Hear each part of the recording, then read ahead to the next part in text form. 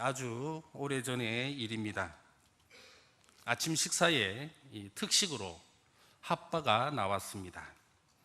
매 식사마다 이 김치와 이 국 외에 특식이 제공되므로 보통 때는 그렇게 별 감흥이 없었습니다. 그러나 그날따라 이 핫바는 관심을 넘어 우리를 흥분시키기에 충분했습니다. 여태껏 다양한 특식들 중에 핫바는 처음이었기 때문이었습니다. 처음 제공되는 이 핫바를 어떻게 하면 맛있게 먹을 수 있을까 상상하는 것만으로도 즐거웠습니다. 핫바를 먼저 한 입 베어 물고 난 다음에 밥을 먹을까? 밥을 다 먹고 난 다음에 핫바를 한 입에 다 먹을까? 배식을 기다리는 시간이 그렇게 즐거운 때가 여태껏 없었던 적이 있었습니다. 아니, 그런데 이게 웬일입니까? 핫바가 바로 저 앞에 동료를 마지막으로 똑 떨어진 것입니다. 그때 그 기분은 직접 당해보지 않으면 아마 아무도 모를 것입니다. 하늘이 무너지는 듯 했고 땅이 꺼지는 듯 했습니다. 그도 그럴 것이 평소 우리 식단에 있어서 이 핫바 하나쯤이야 없어도 전혀 문제될 건 없습니다만, 이 고된 군사 훈련을 받는 중에 유일한 낙이 먹는 것이고 쉬는 것이었는데, 그 중에 하필 처음이자 마지막 나온 핫바가 그것도 내 앞에서 끊어졌을 때의 감정은 진짜 경험해보지 않으면 아무도 모르는 것입니다. 배식하던 우리 동료는 제게 미안해 어쩔 줄 몰라 하면서 평소보다 도시락 김을 서너 개나 더 주었지만 제 입에서는 그 김이 아니었습니다. 자기 잘못이 아니지만 그래도 미안한 동료 때문에 겉으로는 괜찮다 그렇게 이야기를 했지만 속이 그렇게 시릴 수가 없었습니다. 다른 사람 다 먹는 그 핫바를 아무 잘못도 없이 우리 동기들 중에서 유일하게 혼자 못 먹는 그 경험은 어느덧 20년이라는 그런 세월이 흘렀지만 지금도 잊혀지지 아니하는 아주 괴로운 추억으로 제게 자리 잡고 있습니다. 오늘 우리는 11장 29절에서 32절 이렇게 4개의 절을 말씀을 가지고 읽었지만 원래 본문은 11장 17절에서 34절까지의 말씀입니다. 여기에는 그 중심이 무엇이 있느냐면은 만찬이라는 그러한 개념이 중심에 자리 잡고 있습니다. 이 만찬이라고 하는 이 말 속에 저녁 식사라고 하는 그런 뜻이 들어가 있지만 이 말의 원래 뜻에는요 잔치라는 말도 들어가 있고요 또 식사라고 하는 그 의미가 만찬의 핵심입니다. 그래서 이 17절에서부터 34절까지의 내용을 간단히 요약하면 이렇게 요약을 할 수 있습니다. 이 고린도 교회는요 매주일 저녁마다 만찬의 시간을 가졌는데, 그런데 이 만찬의 시간을 가졌지만 그 중에 누구는 취할 정도로 먹고 누구는 이 배가 고플 정도로 먹지 못하는 그러한 현실에 처해 있었습니다. 만찬에 모두가 다 같이 참여하는 그런 만찬의 시간을 가졌음에도 불구하고 누구는 많이 먹고 취할 정도가 되었고 누구는 그 만찬 가운데서도 배고픔을 경험했다라고 하는 것입니다. 따라서 이 같은 현실을 초래한 원인에 대해 사도 바울이 먼저 책명을 하고 있고요 다음으로 이를 해결하기 위한 구체적 방법을 제시하고 있는 말씀이 바로 17절에서 34절까지의 내용입니다. 제가 여기에서 여러분들에게 한번 질문 한 가지 드리겠습니다. 만약 이 우리들 가운데 굳이 교회라고 하는 그런 공동체가 아니어도 배 부른 사람과 배고픈 사람이 같이 있다라고 한다면은 이 배부름과 배고픔을 해결하기 위한 가장 쉬운 방법이 무엇이겠느냐라고 하는 것입니다. 사실 여기에 대한 해답은 너무나 간단할 겁니다. 배부른 사람은요 덜 먹으면 되는 것이고 배고픈 사람은 더 먹으면 되기 때문입니다. 그런데 이처럼 쉬운 해결책이 왜 교회라고 하는 그런 공동체 내에서 사랑의 공동체다, 모두가 다 함께한다, 하나다라고 그렇게 이야기를 하고 있는 그런 한 교회라고 하는 공동체 내에서 그토록 어려운가라고 하는 겁니다. 배부른 사람의 문제를 해결하는 것과 배고픈 사람의 문제를 해결하는 것이 다름 아닌 교회에서 왜 그리 어려운가라고 하는 겁니다. 사실 이 문제를 두고 많은 이들이 어쩌면 이 문제 해결에 있어서 많이 오해하고 있는 부분이기도 합니다. 여기에는 교회 안에서의 그 내부적인 오해도 있을 것이고 한편으로 교회 밖 즉 사회에서의 오해도 있기 때문입니다. 그 오해라고 하는 것이 교회라고 한다면은 이 정도 문제는 쉽게 해결할 수 있는 것 아니냐라고 생각하는 바로 그것이 오해라고 하는 것입니다. 분명히 말씀드리지만 이 문제 해결은 말처럼 그렇게 쉬운 문제는 아니다라고 하는 것입니다. 만약 쉬웠다고 한다면 사도 바울이 나서서 책망하고 또 해결책을 제시할 정도는 아니기 때문이다라는 것입니다. 결론적으로 말씀드리면 여기에는요, 이 문제를 해결하기 위해서는 그 밑바탕에 무엇이 먼저 깔려 있어야 되느냐, 바로 복음이라는 것이 깔려 있어야 된다라고 하는 것이고, 다음으로 이 복음의 전파라고 하는 것, 곧 전도라고 하는 것이 있어야 하고, 마지막으로 이 사랑의 실천이 있어야 하기 때문입니다. 세상 사람들은 이 복음과 전도를 생략한 채 사랑을 베풀면 인간의 모든 문제가 해결될 것으로 착각을 하고 있습니다. 예를 들어서 복지의 문제가 그러합니다. 단순히 복지를 베푸는 것으로 해결을 하려고 합니다. 하지만 복음 없이 사랑의 베품만으로 절대 해결할 수 없는 것이 인간의 복지 문제입니다. 겉모양은 그럴싸하게 보여줄 수 있겠지만 진정한 문제의 해결은 이룰 수 없다라고 하는 것이죠. 바로 이러한 문제 해결되지 않기 때문에 잘 살 수 있을지는 몰라도 목숨을 버리는 경우가 더 많이 나온다라고 하는 겁니다. 따라서 사도 바울은 어쩌면 먼저 이 고린도 교회를 통하여 이 만찬의 문제, 즉 이 성찬의 문제를 해결하면서 오늘날 우리들에게 있어서 교회라고 하는 이런 공동체가 직면한 현실의 문제를 동시에 해결하고 있는 경우를 우리는 또한 발견합니다. 그리고 그 해결하고 있는 그 바탕 위에는 무엇보다 예수 그리스도의 십자가에서 희생이라는 그 복음이 자리 잡고 있다라고 하는 이 엄중한 내용도 우리는 발견할 수 있어야 할 것입니다. 이 초대교회 시절의 만찬의 모습은 이 두 가지로 대표를 하고 있습니다. 그 첫 번째는 애찬의 형식이고요, 다른 하나는 이 성찬의 형식입니다. 이 애찬이다라고 하는 것은 이 성도들이 각자 집에서 능력이 되는 대로 정성껏 먹을 것을 준비해 와서 성도 모두가 공동으로 식사를 하면서 교제를 나누는 것을 말합니다. 그래서 공동 식사 가운데, 이 애찬 가운데는요, 구제라고 하는 이 성격도 동시에 들어가 있습니다. 모두가 능력껏 정성껏 준비하고 없는 자들을 위하여, 준비하지 못하는 자들을 위하여 또는 가난한 자들을 위하여 도와주고 같이 먹는 것이 애찬이었다라고 하는 겁니다. 이에 비해 이 성찬이라는 것은 예수 그리스도의 죽음을 기념하면서 떡과 잔을 나누는 것이었습니다. 그런데 지금 이 고린도 교회의 모습을 보면 이 애찬의 모습과 이 성찬의 모습이 결합되어 있음을 알 수가 있습니다. 구제의 성격과 더불어서 예수 그리스도의 죽으심을 만찬을 통하여 이들은 기억해 왔다라고 하는 것입니다. 이 만찬의 기본 정신이 이러한데요, 고린도 교회는 이 기본 정신을 처음에는 신실하게 지켜왔지만 어느 순간에서부터인가 잊어버리고 말았습니다. 오늘 본문의 문제는 바로 여기에서부터 시작이 되었습니다. 이 교회라고 하는 이 공동체 내에는요, 다양한 부류의 계층이 있기 마련입니다. 왜냐하면 교회는 하나님의 부름을 받은 그 사람들로 구성이 되어 있기 때문입니다. 그렇지만 이 교회는 하나님 앞에서의 모두가 똑같은 사람 그 자체다라고 하는 겁니다.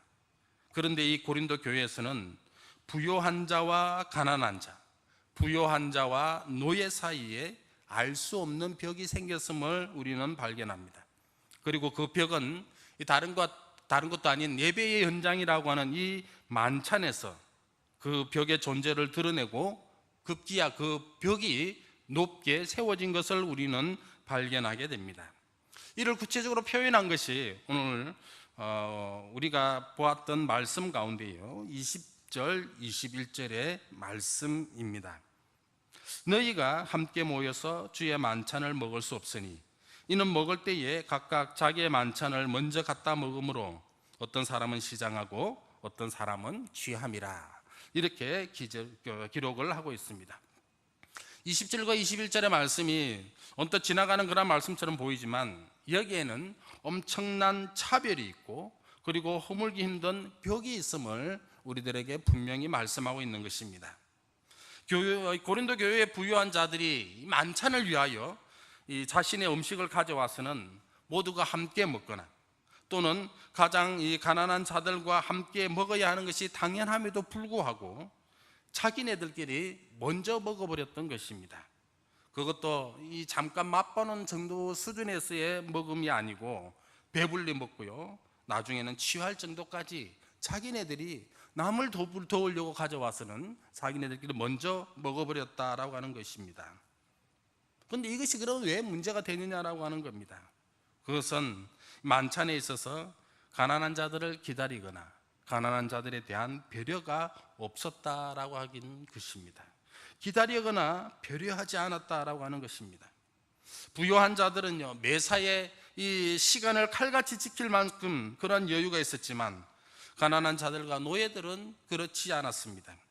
이들은 자기에게 주어진 일들을 정해진 시간까지 마쳐야 했고 때로는 일이 빨리 마쳐도 주인의 눈치를 볼 수밖에 없었다라고 하는 것입니다.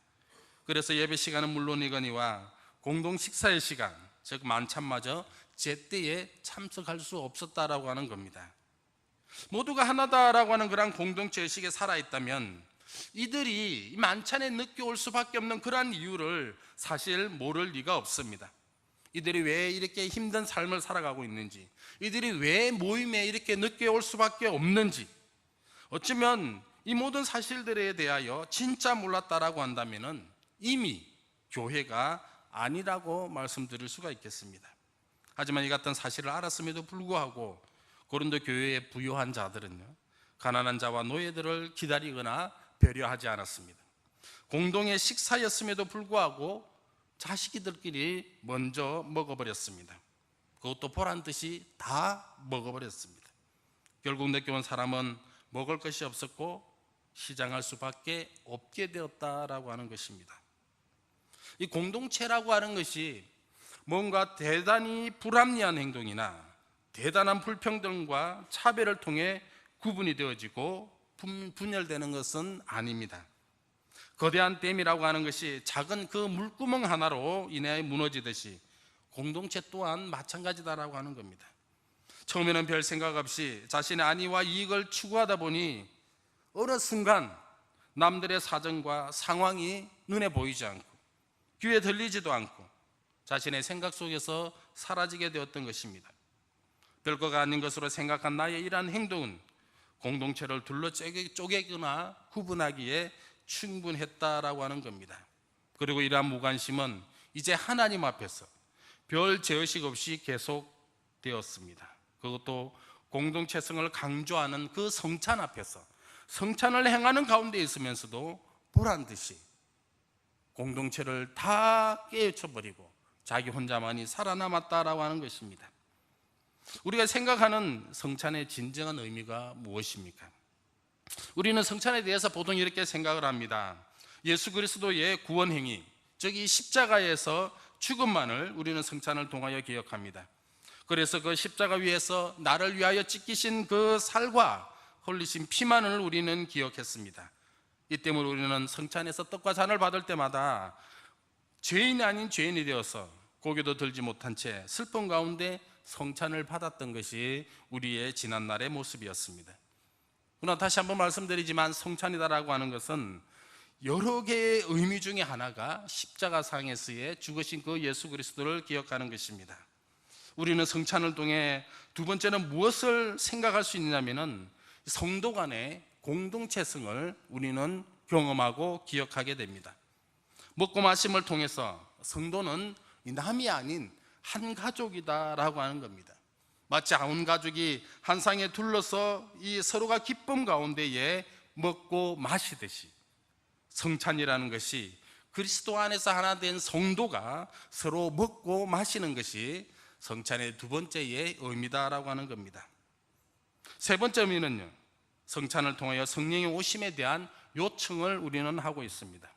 성찬이라는 것은 영으로 함께 하시는 그리스도의 임재의 상징을 표현하는 것입니다. 이 성찬을 통하여 이 우리가 먹고 마시는 잔과 떡을 통하여 그 가운데 영으로 임재하신 그 예수 그리스도를 경험하고 체험하게 되는 것이 바로 성찬의 세 번째 의미입니다. 네 번째 의미는 예수 그리스도와 이제 연합하는 경험을 하게 되는 것이 성찬입니다. 성찬에 참여하여 떡과 잔을 나눌 때에 그리스도 안에 있는 자기 자신을 확인하게 될 것입니다. 내가 그리스도 밖에 있다라고 한다면 떡과 잔을 받을 수는 없는데, 내가 그리스도 안에 있기 때문에 지금 내 손에 떡과 잔이 주어진 것이고, 이것을 통하여 예수 그리스도와 내 자신이 하나가 되었다라고 하는 것을 경험하는 것이 성찬의 의미입니다. 마지막 다섯 번째 성찬은 바로 이 먹고 마심 그 자체가 잔치를 의미합니다. 우리가 잔치에 가면 먹고 마시듯이 성찬 자체가 먹고 마심인데, 이 자체가 바로 잔치다라고 하는 겁니다. 그러면 이 잔치가 어떠한 잔치냐? 우리가 마지막 날에 영원한 천국에서 그리스도와 함께 어떻게 먹고 마시며 지내게 되는가? 바로 이것을 우리가 이 땅에서 먼저 경험하는 것이 성찬의 의미다라고 하는 겁니다. 따라서 우리가 성찬이 저 천국이 이러한 삶 가운데 있기 때문에, 예수 그리스도와 함께 먹고 마시는 이러한 모습이기 때문에 성찬을 받은 자들은 그 천국을 기억하고 소망하면서 이제는 세상으로 나아가 저 천국을 바라보며 자신에게 주어진 일상에서 그리스도를 전파하고 하나님과 이웃을 사랑하며 살아가게 된다라고 하는 것입니다. 이 같은 성찬 앞에서 이 모든 의미를 망각한 것이 오늘 우리가 본문에서 보았던 고린도 교회의 모습이었습니다. 심지어 하나님께 예배하는 것이 그리스도의 사랑을 기억하고 이 사랑의 실천을 다짐하는 것임에도 불구하고, 예수 그리스도의 그 사랑의 실천은 고사하고요, 그 사랑의 기억조차 깡그리 내팽개친 하나의 의미 없는 모임에 지나지 않았다. 아무 의미 없는, 그냥 같이 모여서 밥 먹는 그러한 모습으로만 밖에 보여지지 않았다라고 하는 것입니다. 사랑하는 성도 여러분, 우리 모두가 분명히 하나님에 의하여 부름을 받은 자들로서 우리 스스로가 교회를 이루고 이 교회 안에서 성찬을 통해서 우리 교회가 참된 교회임을 분명히 했습니다. 어쩌면 여기까지는 하나님에 의한 부르심을 제외하고 우리 스스로가 할 수 있고 보여줄 수 있다라고 하는 겁니다. 심지어 성찬마저도 우리의 의지와 노력, 인간의 의지와 노력, 이것을 통하여 하나님 없이 충분히 보여줄 수는 있다라고 하는 것입니다. 따라서 성찬의 그 진실한 의미를 인간의 가슴과 머리로 이해까지는 어쩌다 가능할 수는 있겠지만, 어쩌면 이 성찬의 진정한 의미와 그 이해와 또 그 이해와 더불어 진실된 실천이 없다라고 한다면 아무 소용이 없음을 우리는 분명히 기억해야 할 것입니다. 어쩌면 만약 이 같은 실천이 없다라고 한다면 고린도 교회가 사도 바울을 통하여 책망을 받았듯이 이제 우리 교회가 하나님에 의하여 책망받을 수밖에 없음을 우리는 분명히 기억해야 된다라고 하는 겁니다. 성찬을 받을 때마다 성찬의 의미를 기억하고 그 의미에 기억되어진 대로 우리의 삶 가운데 실천하는 삶으로 나아가야 된다라고 하는 것입니다.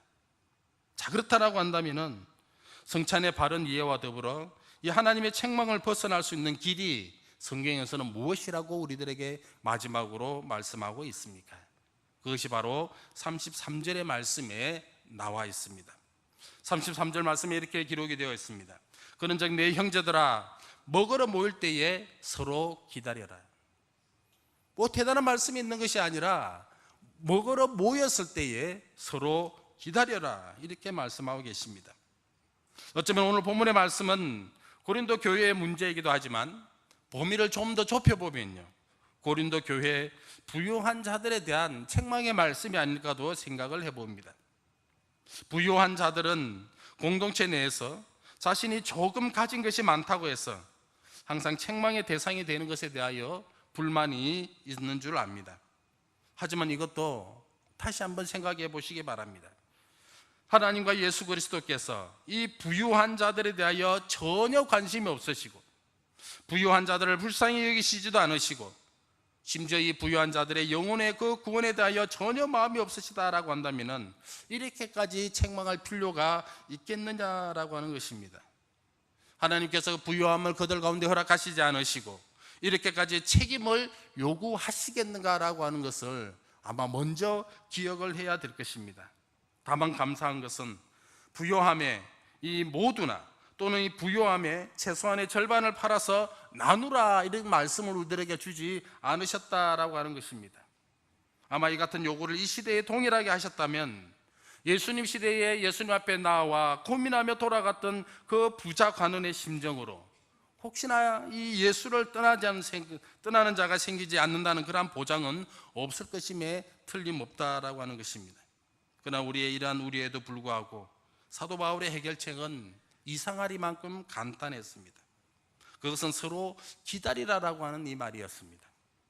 만찬에서 먼저 먹고선 이 배부르게 취했던 자들에게 이제는 먼저 먹지 말고 모두가 올 때까지 기다리라라고 하는 말씀이 기다리라라고 하는 그 말씀에 들어가 있는 것이고, 한편으로 늦게 와서 배고프다고 불평하고 원망했던 자들은 자신들을 배고프게 했던 자들에 대해서 이제는 원망하지 말아라라고 하는 것입니다.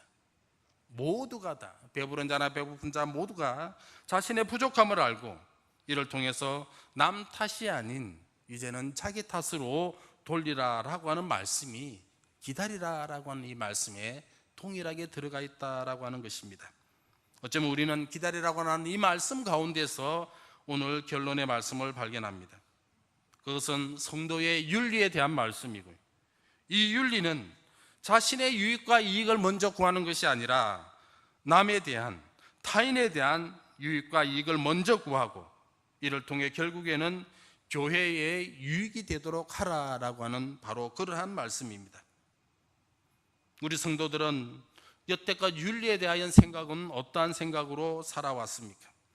우리들 생각으로 윤리다라고 한다면 남들에 대하여 피해를 주지 않고 이 세상 가운데 정정당당하게 살아가고 때로는 바른 그리고 옳은 예의 가운데 살아가면 되는 것이 윤리인 줄을 알았습니다. 그래서 이 세상 가운데서 어쩌면 버릇없다고 욕을 먹지 않으면 그것이 성도의 옳은 삶, 성도의 윤리적인 삶인 줄을 알았습니다. 그럼 오늘 본문의 말씀을 통하여 보시면 이 윤리의 삶은 단지 남들에게 욕을 먹지 않는다고 해서 바른 삶을 살아간다고 해서 되어지는 것이 아니라 이보다 더 한 발자국 나아가야 됨을 우리들에게 분명하게 요구하고 있습니다. 단순히 부유한 자들에게만 요구하는 것이 아니라 가난한 자와 노예에게 이르기까지 교회를 구성하고 있는, 교회를 이루고 있는 모든 자들에게 있어서 이러한 삶을 살아야 된다, 교회 전체에 요구하고 있는 말씀인 것입니다. 그것은 자기의 유익이 아닌 다른 사람의 유익을 먼저 구하라라고 하는 것이었습니다. 이것이 성도의 윤리고 교회의 윤리임을 우리들에게 분명하게 말씀하고 있는 것입니다.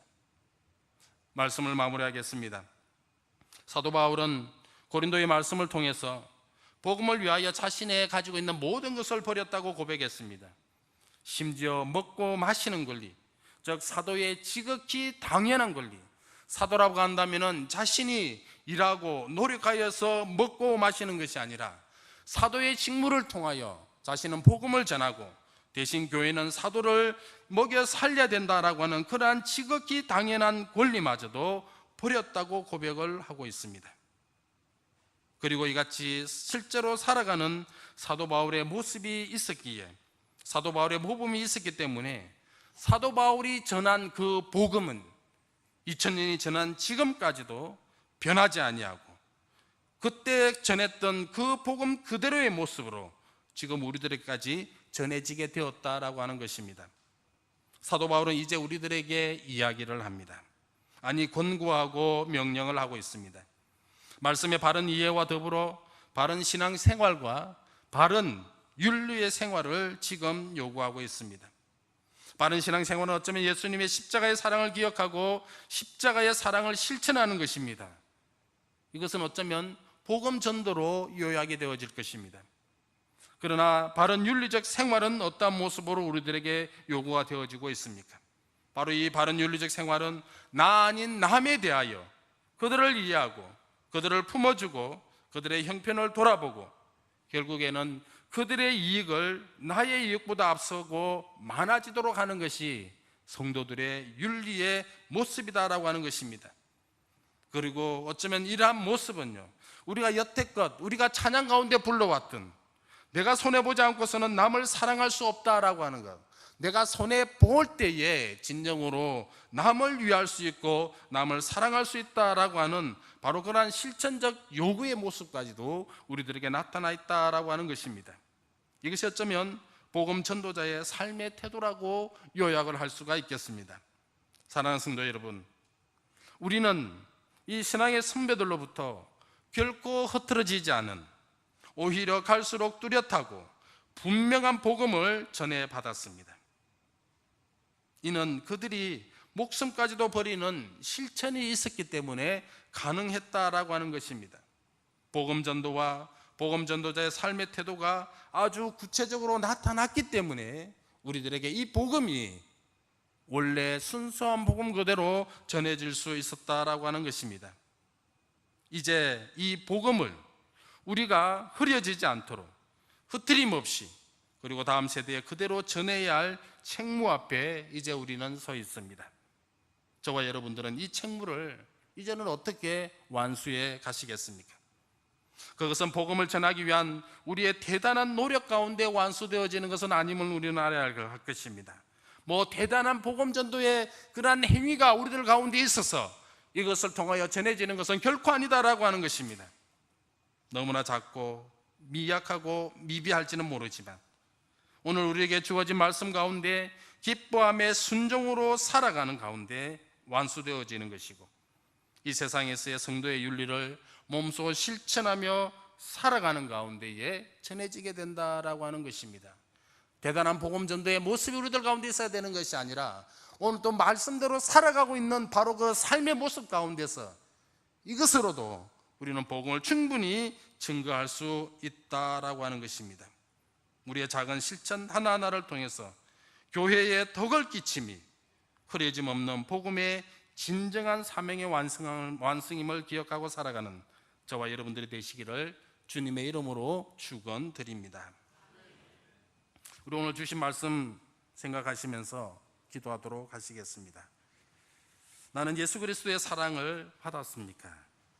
그러면 이제 이 사랑을 보여주십시오. 나는 예수 그리스도의 사랑을 실천하며 살아가고 있습니까? 단지 실천 가운데 있는 것이 아니라 예수 그리스도의 심정으로, 예수 그리스도의 마음으로 사랑을 실천해야 할 것입니다. 오늘 나는 손해보는 삶이 있습니까? 나는 손해보더라도 남의 이익을 더 구하고 있는 그러한 모습이 있습니까?